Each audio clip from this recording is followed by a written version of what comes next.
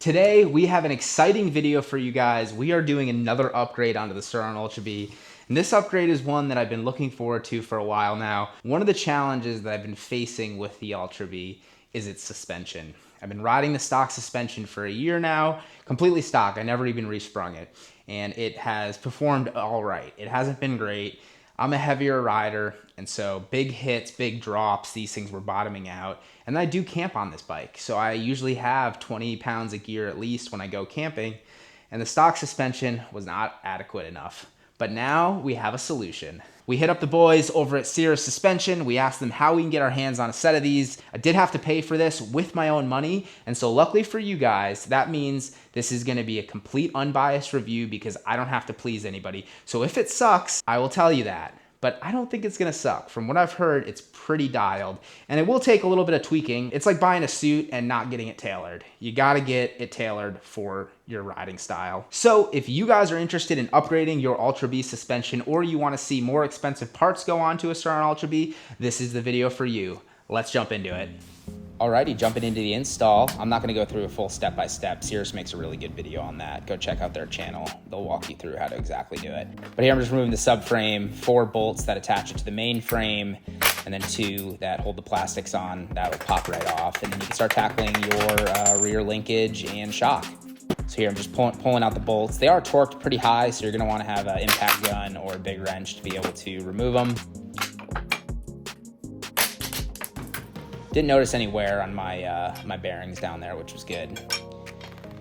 I weighed the stock shock. I also weighed the Sirris, but I didn't get on camera. The stock shock was 5.4 pounds. The Sirris one was 6.2, so about 0.7 pounds heavier. And you definitely can feel it in the build. The Sirris is definitely beefier. Here I'm throwing on the Sirris triangle, getting everything lined up, getting the pivot bolts greased, and getting everything installed.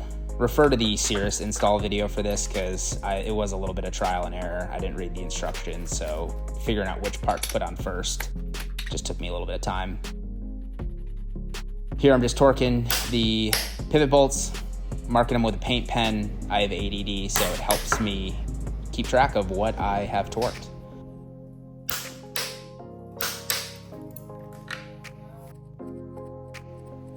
And then these are the only bolts you're gonna Loctite. Well, these besides the subframe bolts, but you're not gonna Loctite any of your linkage bolts.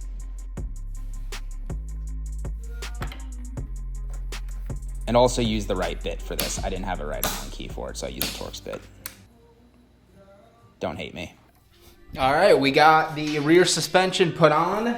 It took me a little bit of time to figure out the order of each component to put in, like the triangle and whatnot. I probably should have looked at the instructions, but everything's in, everything's torqued, everything's marked, greased, everything's ready to go. So the rear subframe can go on, but I'm gonna do that at the end. I'm gonna go tackle the front forks now. So let's do that. Moving on to the front, pretty standard removal of the front components. It's a bit more complicated than the rear. You gotta remove the brake caliper, front wheel, headlight shroud, handlebars. It's a little bit tedious, but it's not too bad.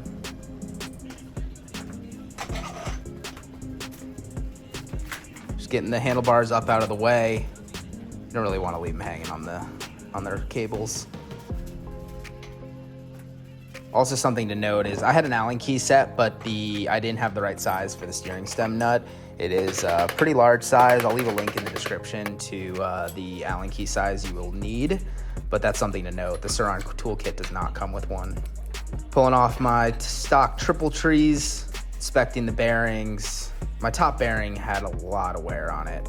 It needs to be replaced. The Sirris components, they come with a new bottom bearing on the triple clamp that is already pressed on, but you reuse your stock upper bearing.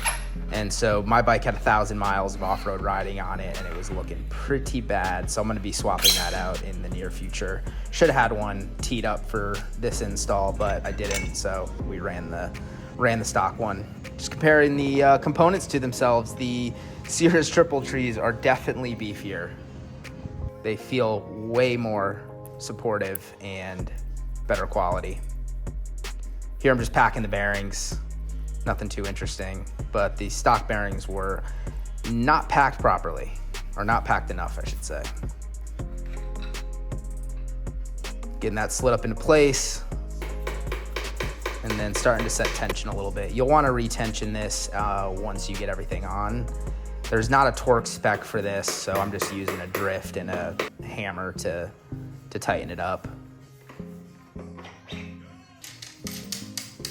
Talk about precision. Just thread it on by hand.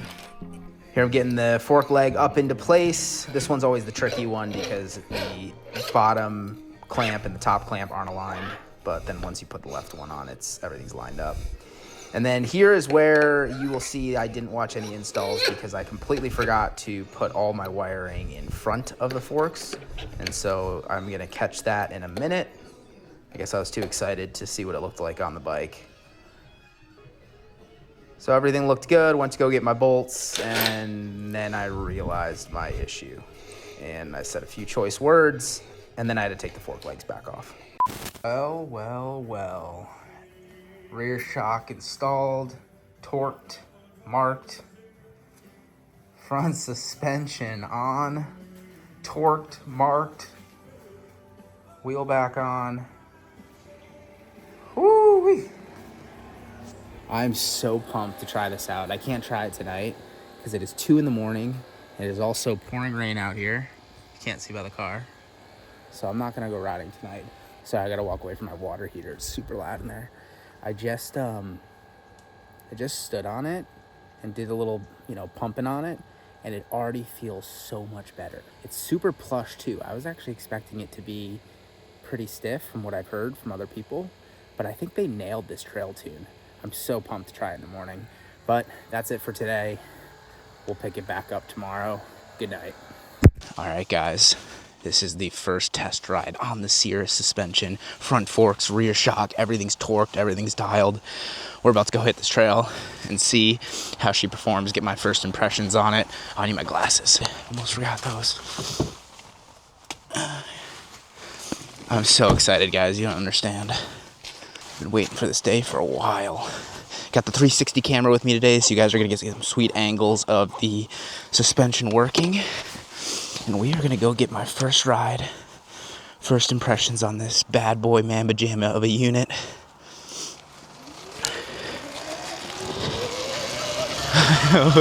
That front already feels better.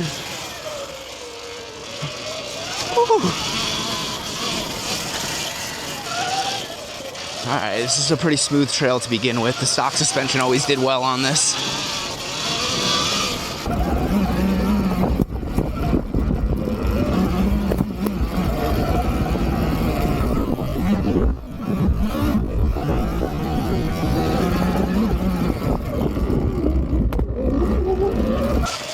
When I was loading this onto my truck, I did notice right off the bat that you definitely need to get different steering stops because these forks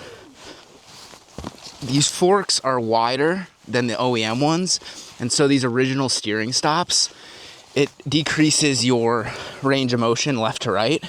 And you can feel that right off the bat. Riding this type of stuff is fine. When you get into the technical stuff and you need to be going lock to lock, you absolutely need to get those lower profile steering stops. So that's something I'll be getting and something to note. Oh yeah, that feels good, guys. Oh, nice and slippery today. Gotta be careful. Trying to avoid all the puddles.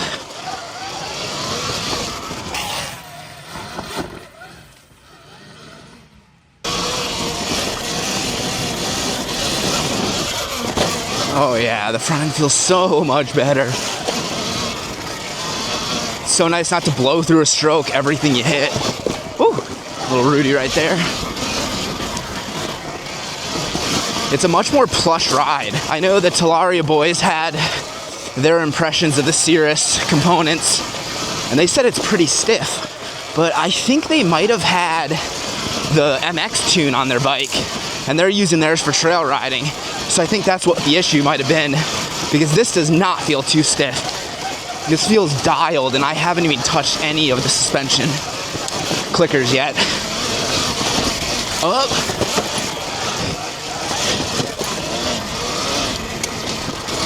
Yeah, like this loose stuff before, it used to be pretty gnarly on the stock suspension. I'm not getting as much arm pump as I usually get. I've been so impressed with this suspension. It's working so well. I actually still have a little bit of play in my top steering head bearing. I need to replace it, and unfortunately I didn't have that bearing like I said before, so I need to do that. It feels pretty good, but I can still feel a little bit of creak. The rear feels so tight.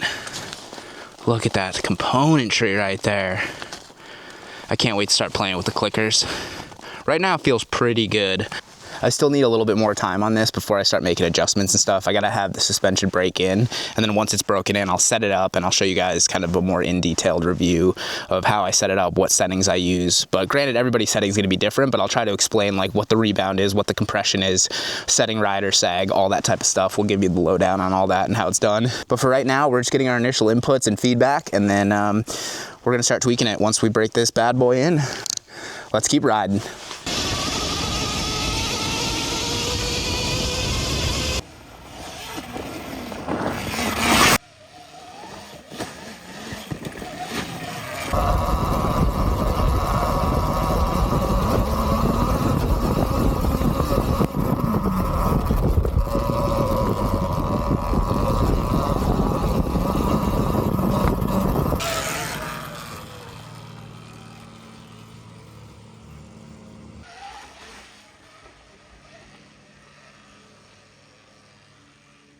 Alright, this is a fun little downhill right here. Probably looks like nothing to you guys on the camera. I think we're gonna have to go up it.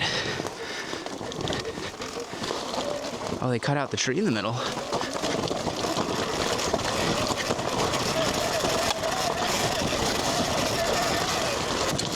Pretty sure last time I was here I couldn't clean this section.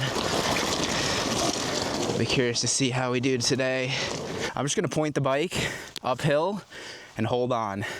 We're gonna let the suspension do the rest and the bike, but we'll see if we make it up. Last time we tried this, we failed, so if we make it this time, it's because of the suspension. That's how it works, right? I got confidence though in the Ron.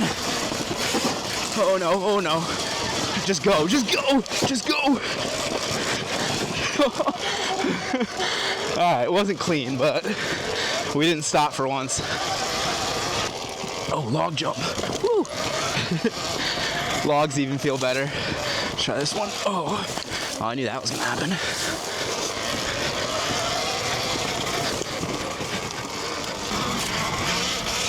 This trail tune is dialed. There's no harshness in it. Oh, this is a big one here. Well, not a big log, but it had some height to it. Yeah, this trail tune is spot on. They did such a good job figuring this out. I do wish I had some indicators though on the forks to know how much travel I've been using, because it looks like the lowest I've gotten is here. I haven't done any massive hits, but that's pretty good. So I would say on a big hit, I'd be pretty close to the bottom, which is exactly what you want.